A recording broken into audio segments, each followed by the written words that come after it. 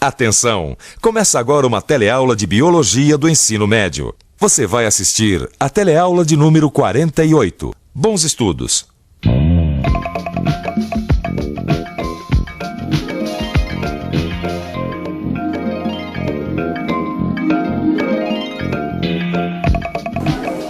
Bom, a insulina é uma das substâncias que agem no funcionamento do nosso organismo.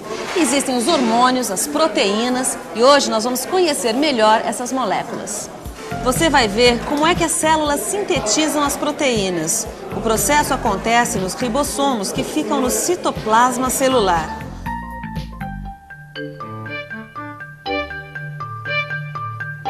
A insulina, assim como outros hormônios e enzimas fundamentais ao nosso metabolismo, são compostos por proteínas.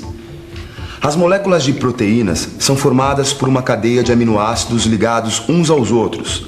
Para que cada proteína possa atuar corretamente na sua função, é necessário que sua molécula tenha sempre as mesmas características, ou seja, a mesma quantidade e a mesma sequência de aminoácidos. Vamos entender isso aí um pouco melhor.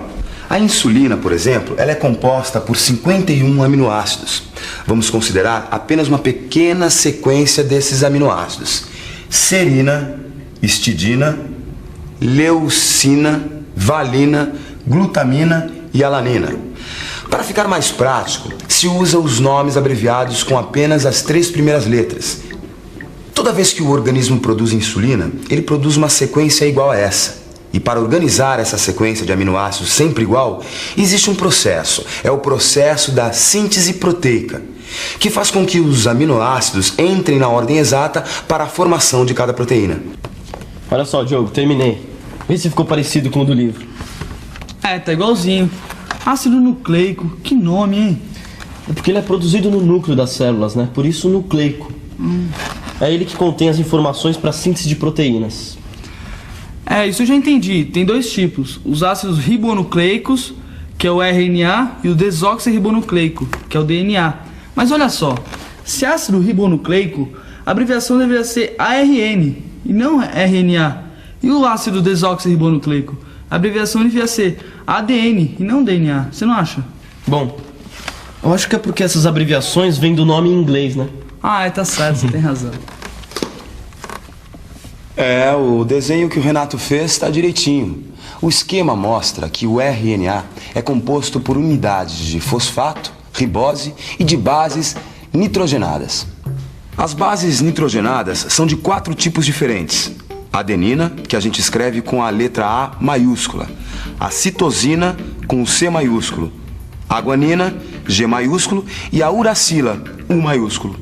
Se representarmos o fosfato pela letra P maiúscula e a ribose pela R maiúscula e as bases nitrogenadas pelas suas iniciais, teremos o seguinte esquema. A cada unidade de fosfato P se liga uma unidade de ribose R e a cada unidade de ribose se liga uma base nitrogenada e assim por diante, até formar a sequência inteira. Para simplificar, podemos indicar apenas as bases nitrogenadas. Assim, as moléculas de RNA podem ser identificadas apenas pelas iniciais das bases nitrogenadas. Mas esse processo é complicado mesmo, hein? Quer dizer que existem 3 tipos de RNA. Olha só. RNA mensageiro, que transmite as informações. O RNA transportador, que transporta os aminoácidos. E o RNA ribossômico, que é o local onde acontece a síntese de proteína, né? Então quer dizer que a gente precisa desses 3 tipos de RNAs para formar proteína? Parece mais complicado do que realmente é. Primeiro, a gente precisa entender melhor a função de cada um desses RNAs. O RNA transportador, por exemplo, que se identifica como RNA-T. Ele tem uma conformação espacial característica. Numa das extremidades, ele tem 3 bases nitrogenadas e na extremidade oposta se une a um aminoácido. As ligações do RNA-T com aminoácidos são específicas, ou seja, alguns tipos de RNA-T só se ligam a alguns tipos de aminoácidos. É a sequência das bases nitrogenadas numa das extremidades que determina qual aminoácido que vai se ligar a outra extremidade. Então confere aí, ó, vamos passar de novo. A AGA vai se ligar com a serina. Isso. CGU vai se ligar com a alanina. AAA fenilalanina, e CAU, a última, vai se ligar com a valina.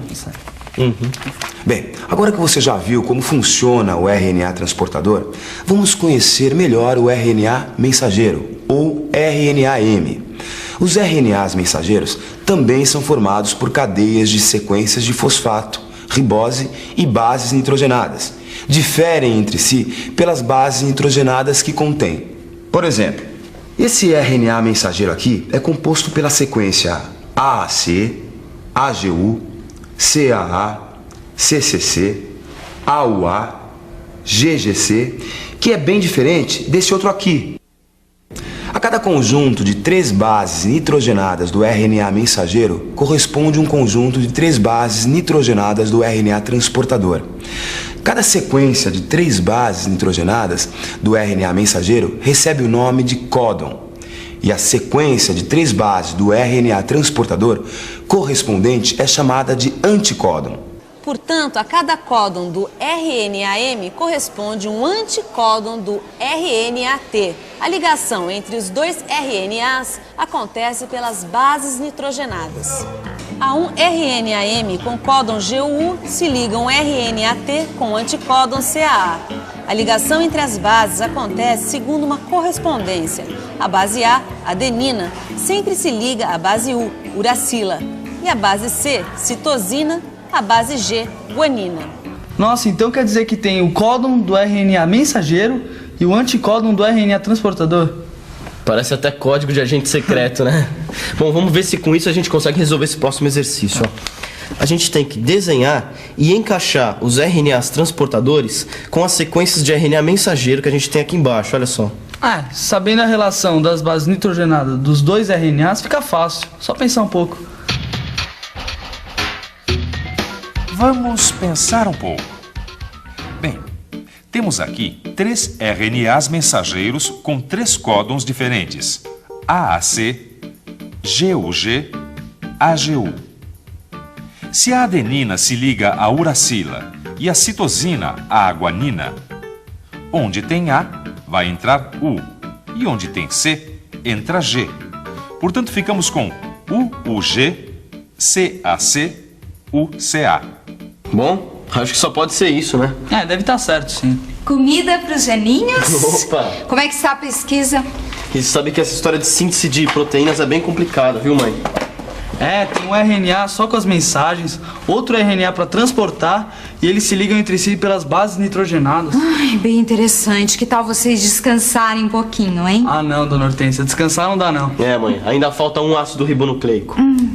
Existe o RNA ribossômico, o RNA-R, que é onde acontece a síntese proteica.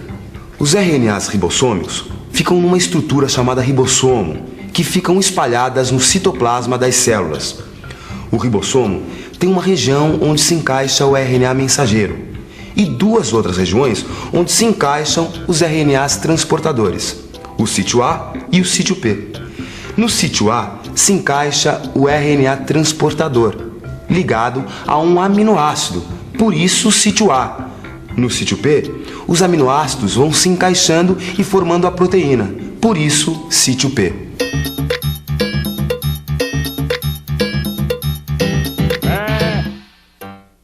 Você sabia que, apesar das moléculas de RNA serem grandes, constituídas por longas cadeias reunindo vários conjuntos de átomos, elas são muito pequenas? Não são vistas nem mesmo ao microscópio. Para estudá-las, é preciso usar corantes e substâncias marcadoras. Os ribossomos são as granulações que aparecem no citoplasma da célula. Bom, agora tudo se encaixa, né? Eu falei pra você, parece um quebra-cabeça. Tem um RNA só com as mensagens, outro RNA que transporta os aminoácidos e outro onde acontece todo o processo.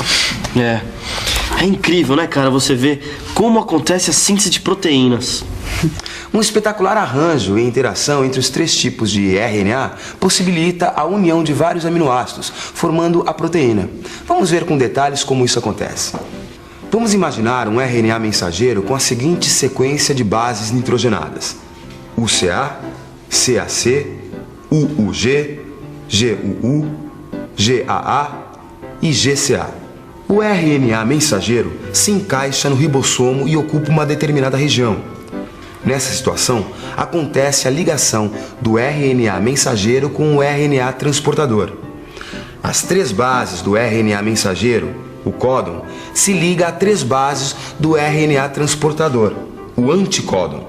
Esse RNA transportador está trazendo, na outra extremidade, um aminoácido.